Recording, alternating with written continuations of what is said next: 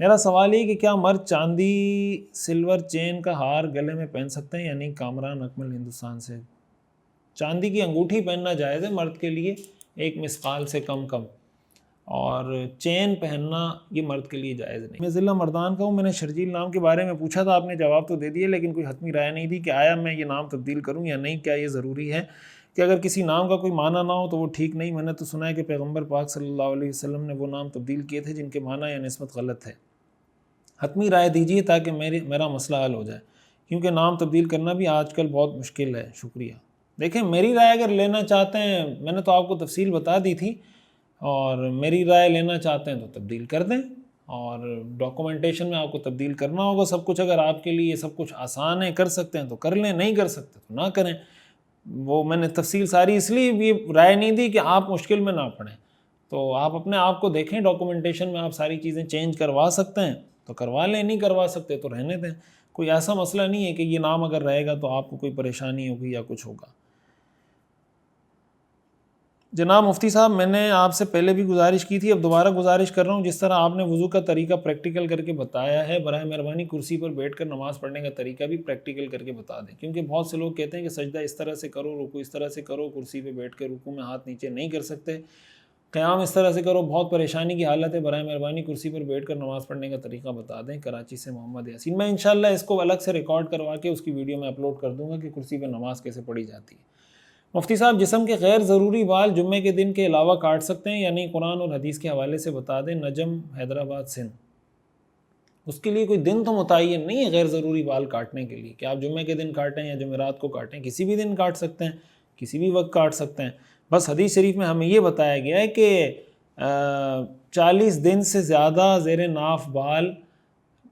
رکھنا یہ جائز نہیں ہے، یعنی میکسیمم جو اس کی لمٹ ہے وہ یہی ہے کہ 40 دن سے زیادہ آپ وہ بال نہیں رکھ سکتے۔ حدیث شریف میں رسول اللہ صلی اللہ علیہ وسلم نے اسے منع فرمایا۔ باقی یہ ہے کہ آپ جمعے کے دن کاٹیں، ہفتے کو کاٹیں، اتوار کو، کسی بھی دن آپ کاٹیں تو کاٹ سکتے ہیں۔ اچھا جناب، حدیث شریف میں آتا ہے نا، صحیح مسلم کی حدیث ہے، حضرت انس رضی اللہ تعالیٰ عنہ فرماتے ہیں وقت لنا فی قص الشارب وتقلیم الاظفار ونتف الابط وحلق العانہ اللہ نترک اکثر من 40 لیلا، کہ آپ نے ہمیں لیلتاً کے 40 راتوں سے زیادہ ان چیزوں کو باقی رکھنے سے آپ صلی اللہ علیہ وسلم نے منع فرمایا ہے۔ گورنمنٹ ملازمین کو جی پی فنڈ جو ہر مہینے تنخواہوں سے ملتا ہے، وہ جب ملازم ریٹائرمنٹ لیتا ہے تو گورنمنٹ اس کو سود سمیت رقم دیتی ہے، وہ رقم جائز ہے یا نہیں؟ برائے مہربانی تفصیلی فتویٰ بتائیں۔ اس پر میں پہلے بھی کلپ ریکارڈ کروا چکا ہوں جی پی فنڈ کے حوالے سے، اگر آپ اس کو سرچ کریں گے یوٹیوب پر جی پی فنڈ کی شرعی حیثیت مفتی رشید، تو آپ کو اس کی ساری تفصیل بھی مل جائے گی۔ میں اس کا خلاصہ اگر آپ کو بتاؤں تو وہ یہ ہے کہ اگر جس ادارے نے آپ سے فنڈ کاٹا ہے، جی پی فنڈ کے لیے جو آپ سے فنڈ کاٹ رہے ہوں، اگر وہ اپنے ہی اکاؤنٹ میں رکھ کر آپ کو اس کا نفع دیتے ہیں، الگ سے کوئی ٹرسٹ بنا کر اس میں منتقل نہیں کرتا، یا ملازم کی درخواست، یا دوسری صورت یہ ہے کہ وہ کسی اور کے پاس رکھوا رہا ہے لیکن ملازم نے اس کو نہیں کہا کہ آپ کسی اور کے پاس رکھواؤ، نہ ملازم نے درخواست دی ہے کہ آپ یہ پیسے کسی اور ٹرسٹ کے پاس رکھواؤ یا کسی اور شخص کے پاس انویسٹ کرو، تو ان صورتوں میں اگر ادارے نے ملازم کی تنخواہ سے جبری طور پر کٹوتی کی ہوتی ہے، ظاہر ہے وہ جبری کٹوتی کا مطلب یہ ہوتا ہے آپ کے اختیار میں نہیں ہوتا جو گورنمنٹ کٹوتی کر رہی ہوتی ہے، تو آپ کے لیے اس کا نفع لینا حلال ہے، اس کو یہی سمجھا جائے گا کہ وہ آپ کو آپ کی تنخواہ بڑھا کر دے رہی ہے۔ مگر ادارے نے اس میں کوئی حرام کام کیا ہے، حرام کاروبار کیا ہے، تو وہ اس کا ہیڈیک ہے، آپ کو اس سے کوئی نقصان نہیں ہوگا۔ اگر جبری کٹوتی کی ہے، یا تو اس نے اپنے اکاؤنٹ میں رکھا ہے یا کسی اور ٹرسٹ کے اکاؤنٹ میں منتقل کیا ہے، لیکن آپ کی درخواست یا آپ کی پرمیشن کے بغیر اپنی مرضی سے کر لیا ہے تو، اور دوسری صورت یہ ہے کہ اگر وہ رقم ملازم کی اجازت سے کسی ٹرسٹ میں رکھوائی جائے اور وہ جو ٹرسٹ ہے وہ مستقل کسی مالی حیثیت کا مالک ہو، تو پھر اس کو یہی سمجھا جائے گا کہ وہ جو ٹرسٹ آپ کی اجازت سے اس نے کسی ٹرسٹ کے پاس رکھوائی ہے تو وہ سمجھیں آپ کا وکیل ہے وہ ٹرسٹ جس کے پاس اس نے رکھوائی ہے، لہٰذا وہ ایسا ہی ٹرسٹ کے پاس پیسے ہونے کا مطلب وہ آپ کے پاس ہیں، تو اگر وہ ناجائز رقم ناجائز کاروبار سے حاصل ہے تو جائز نہیں ہے، جائز کاروبار سے حاصل ہے تو جائز ہے۔ اور دوسری صورت یہ ہوتی ہے کہ جو کٹوتی ہے وہ اختیاری ہو، کہ آپ جیسے حکومت مثال کے طور پر مہینے کے 5,000 کاٹ رہی ہے، آپ اس کو کہتے ہیں کہ میرے سے 10,000 کاٹ لیں، 5,000 جو آپ کاٹ رہے ہیں اس کے علاوہ 5,000 اور بھی کاٹ لیں، تو اب اگر وہ رقم اس ادارے کے مرکزی اکاؤنٹ میں جمع ہو اور اس کے اکاؤنٹ میں زیادہ تر جو رقم ہے وہ حلال ہو تو اس کو بھی لینے اور استعمال کرنے کی گنجائش ہے،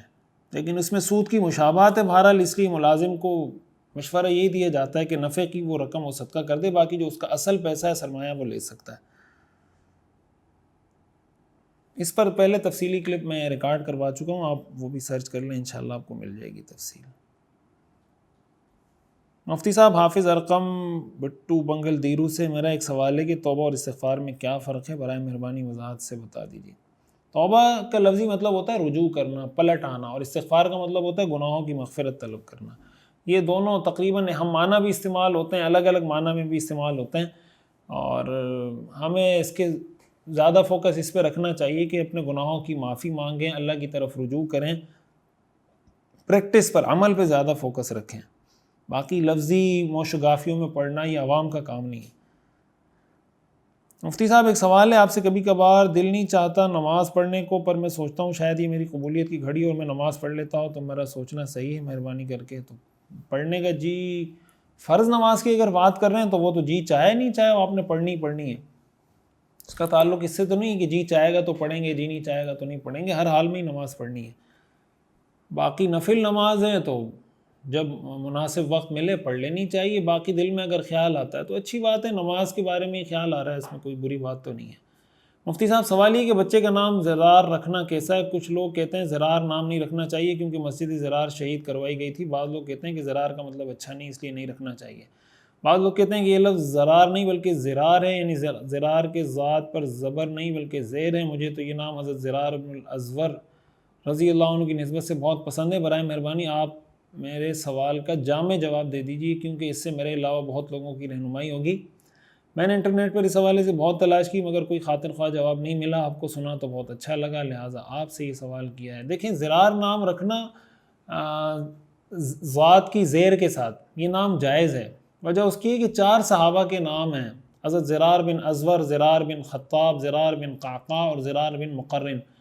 یہ 4 مختلف صحابہ ہیں جن کے نام ہیں۔ تو صحابہ کا اگر کوئی نام، کسی نام کے بارے میں یہ ثابت ہو کہ یہ کسی صحابی کا نام ہے، رسول اللہ صلی اللہ علیہ وسلم کا یہ معمول تھا کہ جو نام آپ کو مناسب نہیں لگتا تھا وہ تبدیل کروا دیا کرتے تھے، یہ نام آپ نے تبدیل نہیں کروایا، اس کا مطلب یہ نام ٹھیک ہے۔ اور باقی اگر کسی صحابی کا نام ہو تو اس میں معنی کو ویسے بھی نہیں دیکھا جاتا، برکت کی نیت سے صحابی کے نام پہ نام رکھنا جائز ہے، لہٰذا زرار نام رکھ سکتے ہیں۔ باقی جو وہ مسجد تھی وہ مسجد زرار، اس کا کوئی نام نہیں تھا، مسجد زرار تو اس لحاظ سے اس کو کہا جاتا ہے کہ وہ مسلمانوں کو تکلیف اور نقصان پہنچانے کے لیے بنائی گئی تھی مسجد زرار، تو اس نسبت سے اس کو زرار کہا جاتا ہے۔